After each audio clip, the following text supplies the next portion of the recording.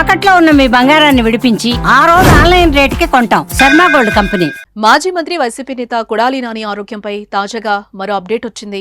ఆయనకు మెరుగైన చికిత్స కోసం ముంబైకి తరలించినట్లుగా తెలుస్తోంది. కొద్ది రోజుల క్రితం తీవ్ర అనారోగ్యానికి గురైన కొడాలి నాని 5 రోజులుగా హైదరాబాద్ లోని ఓ ప్రైవేట్ హాస్పిటల్లో చికిత్స పొందుతున్నారు. అయితే గుండెకు సంబంధించిన సమస్యతో బాధపడుతున్న ఆయనకు మెరుగైన వైద్యం కోసం ముంబైకి వెళ్లాలని వైద్యులు సూచించడంతో ప్రత్యేక విమానంలో నానిని ముంబైకి తీసుకెళ్లినట్లుగా తెలుస్తోంది.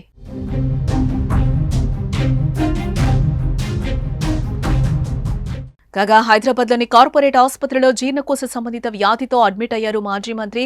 అయితే ఆయనకు గుండె సంబంధిత వ్యాధి ఉన్నట్లుగా వైద్యులు నిర్ధారించారు. గుండెకు సంబంధించి 3 వాల్వ్స్ పూడుకుపోయినట్లుగా తెలుస్తోంది.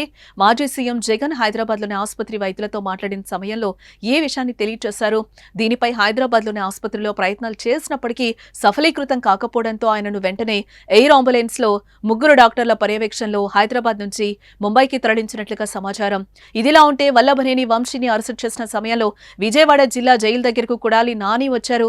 ఆ రోజు చాలా యాక్టివ్ గా ఉన్న నాని ఆ తర్వాత జీర్ణకోశ సంబంధిత వ్యాధి ఉందంటూ హైదరాబాద్ లోని ఆసుపత్రిలో జాయిన్ అయ్యారు. అయితే కొడాలి నానిని పూర్తిగా పరీక్షించిన వైద్యులు ఆయన గుండె సంబంధిత వ్యాధితో బాధపడుతున్నట్లుగా గుర్తించారు. వెంటనే సర్జరీ చేయాలని భావించారు వైద్యులు.